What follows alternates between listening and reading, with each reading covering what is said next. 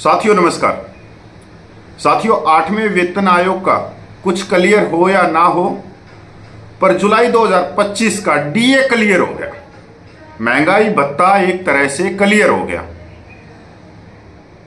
जो गोदी मीडिया और कोट टाई वाले यूट्यूबर पिछले महीने में जो अटकलें लगा रहे थे, जो गुमराह कर रहे थे करोड़ों केंद्रीय कर्मचारियों पेंशनरों को कि 3% की डीए बढ़ोतरी होगी, तो एक तरह से जो रिपोर्ट आई है सीपीआई की, उस रिपोर्ट ने इन गोदी मीडिया के एंकरों के मुंह बंद कर दिए।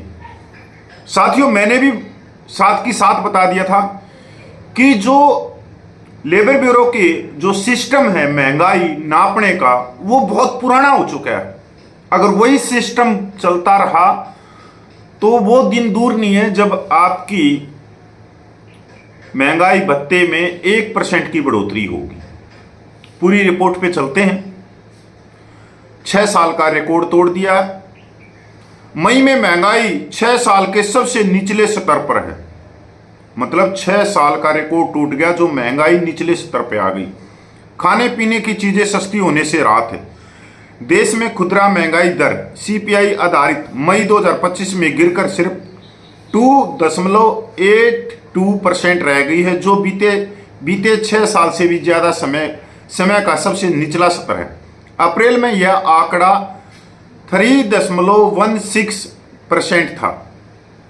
मई में भारत की महंगाई ने 6 साल का रिकॉर्ड तोड़ दिया और सबसे निचले स्तर पर आ गई है। सरकारी आंकड़ों के मुताबिक कंज्यूमर प्राइस इंडेक्स सीपीआई आधारित रिटेल महंगाई मई में सिर्फ 2.82% रही। यह अप्रैल के 3.16% से बहुत कम है। राष्ट्रीय सांख्यिकी कार्यालय एनएसओ द्वारा गुरुवार को जारी आंकड़ों के मुताबिक फरवरी 2019 के बाद यह पहली बार है जब खुदरा महंगाई इतने निचले स्तर पे आ गई।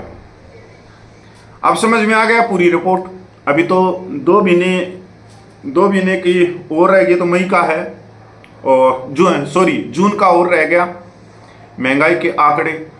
तो जो महंगाई भत्ता मिलेगा वो जाएगा 1% या ज्यादा से ज्यादा 2%। अगर अगले महीने का भी इससे निचले स्तर पे आता है तो फिर महंगाई भत्ते में जो गोदी मीडिया आपको सपने दिखा रही थी, अटकलें लगा रही थी कि ये इतना % बढ़ जाएगा, इतना % बढ़ जाएगा, तो उनके भी मुंह बंद कर दिए। साथियों अब जो चिंता का विषय है, वो चिंता का विषय ये है कि इस देश को जो चला रहे हैं, इस देश के विकास में जो भागीदार हैं वो कर्मचारी वर्ग है। चाहे वो कर्मचारी वर्ग सेनाओं से ताल्लुक रखता हो, चाहे पैरामिलिट्री से ताल्लुक रखता हो, या जो सिविलियन कर्मचारी है उनसे ताल्लुक रखता हो, उनका जो वेतन और पेंशन है वो निचले स्तर पे आ चुका है। आज के दिन बहुत निचले स्तर पे आ चुका है। साथियों हम ये सोच रहे हैं, या ये हमारे दिमाग में डाल दिया गया कि सिर्फ रोटी खाना ही विकास है, कि हम सांस ले रहे हैं तो वही बहुत है, इसके लिए हम धन्यवाद करें। नहीं, एक आत्मसम्मान का जीवन यापन करने के लिए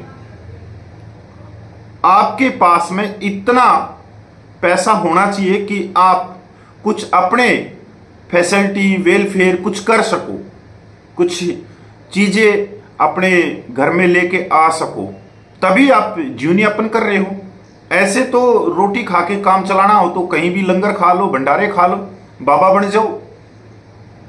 मेरा कहने का मतलब यह है कि जो केंद्रीय कर्मचारियों की जो बड़ी यूनियनें हैं, उन्होंने हाथ खड़े कर रखे हैं पिछले सालों से कि वो पूरे केंद्रीय कर्मचारियों के समाज की बात सरकार के सामने नहीं रख पा रहे। अब केंद्रीय कर्मचारियों की जो यूनियन है इतनी बड़ी बड़ी हैं, वो कर क्या रही? आज के दौरे में जो न्यूनतम वेतन है 18,000 रुपये, क्या 18,000 रुपये में कोई गुजारा कर सकता है? आप सोच के देखो।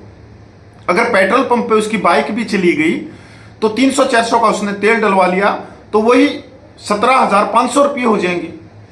और जो सी और डी के जो कर्मचारी हैं वो 97% है, उनका जो वेतन बनता है वो 18,000 रुपये से लेकर 37,000 रुपये के करीब ही बनता है। एक तो हम इतने अंधभक्ति में घुस गए, या जो सरकार के प्रोपगंडे चल रहे हैं अलग अलग धर्म को लेके, मंदिर मस्जिद को लेके, कांग्रेस को लेके एक दूसरे की खींचातानी चल रहे हैं, तो उसमें हम जो कर्मचारी वर्ग है वो अपने वेलफेयर ही भूल गया। बस उनको एक नशा जो कहते हैं ना कि अफीम चटा दी गई, बस वो उसमें मस्त हैं, खुलेआम है। भाई एक बात मैं आप लोगों से पूछना चाहता हूं, आप लोगों के पास में अगर इतना धन, इतनी संपत्ति होती तो आप नौकरी क्यों करते? कोई कर्मचारी वर्ग महाराजाओं की, राजाओं की औलाद तो है नहीं, एक नॉर्मल परिवार है, ये मजदूर किसान के हैं ये सभी कर्मचारी। अगर उन कर्मचारियों का वेतन नहीं बढ़ रहा तो वो अपने परिवार को किस तरह से ऊपर पहुंचा सकते हैं? भाई कर्मचारी के पास में है क्या? उसका वेतन और पेंशन ही तो है जिससे उसका परिवार चल रहा है। और अगर उसी वेतन और पेंशन की आज ये सस्ती होगी है कि वो निचले स्तर पे जाने लग रहा है, स्टेटस के हिसाब से बिल्कुल निचले स्तर पे। हाँ, देश में मौज हो रही है, बिल्कुल मौज हो रही है। अब आप देखो नेताओं की मौज है, चाहे नेता 10 बार विधायक बने, 15 बार सांसद बने, हर एक टर्न की उसको पेंशन मिल रही है। अब जो अधिकारी हैं बड़े बड़े, जो फर्स्ट ग्रेड के अफसर हैं, आईपीएस आईएएस या दूसरे महकमों के, उनकी भी बल्ले बल्ले हो रही है, उनकी भी पेंशन कोई कम नहीं है, 1.5 लाख रुपये वो पेंशन ले रहे हैं। और फिर भाई आप देखोगे सर्विस के दौरान उनके कम से कम कई एकड़ में तो उनकी कोठियां खड़ी हैं। मतलब इस देश के अंदर दो तबके तो मजे ले रहे हैं और निचले आदमी पिस रहे हैं, चाहे वो किसान हो, चाहे मजदूर हो, चाहे कर्मचारी वर्ग हो। और इस तरह से पिस रहे हैं कि सीधे तौर पे जो कर्मचारियों का वेतन और पेंशन है उस पे नजर है।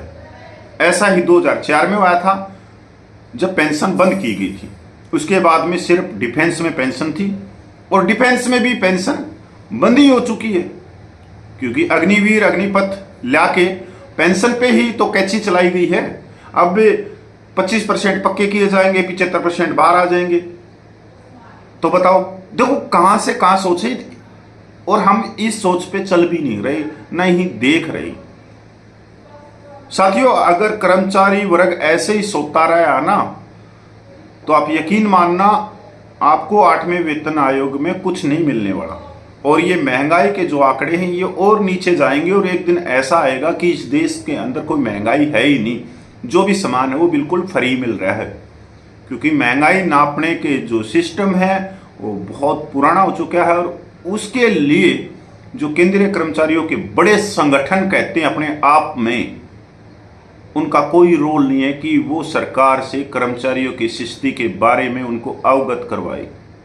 इसीलिए ये कर्मचारियों की असफलता है कि 6 महीने होने के बावजूद 8वें वेतन आयोग पर अभी तक कोई बात आगे नहीं बढ़ रही।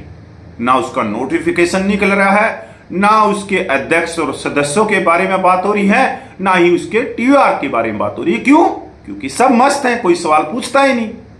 अब सब सो रहे हैं, तो सरकार को क्या दिक्कत है भाई? सरकार को क्या दिक्कत है? सरकार तो मस्त है। अब आप सरकार को नहीं जगाओगे तो उसके लेके तो सब खुश हैं, कर्मचारी वर्ग बल्ले बल्ले कर रहा है। अब छुट्टियां पड़ी हुई हैं गर्मियों की, अब तो ये बैंकॉक में घूमने गए हुए हैं कर्मचारी, क्योंकि वेतन इतना बढ़ा रखा है। सरकार तो यही सोच रही है।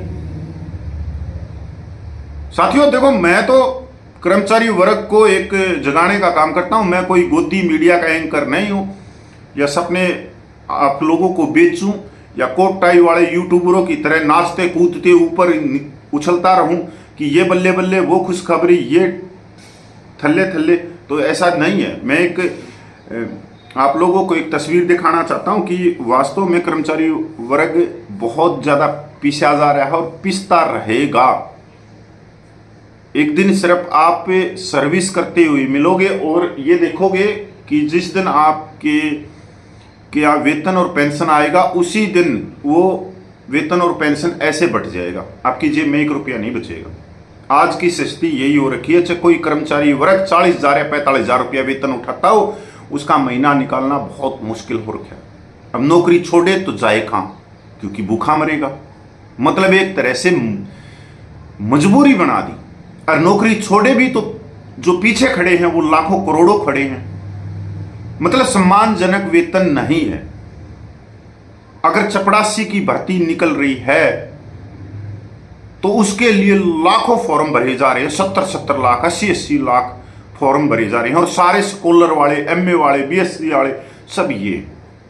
तो योग्यता के आधार पर तो एक तरह से नौकरियां मिल ही नहीं रही। अगर योग्यता के आधार पर मिले तो चपरासी की नौकरी में 8वीं और 10वीं जिसने कर रखी है उन्हीं को फॉर्म भरना चाहिए, और जिसने स्कॉलर कर रखी वो तो प्रोफेसर बढ़ेगा। पर प्रोफेसर की नौकरी है कहाँ, दूसरी चीजों में है कहाँ। तो साथियों नमस्कार, जय हिंद।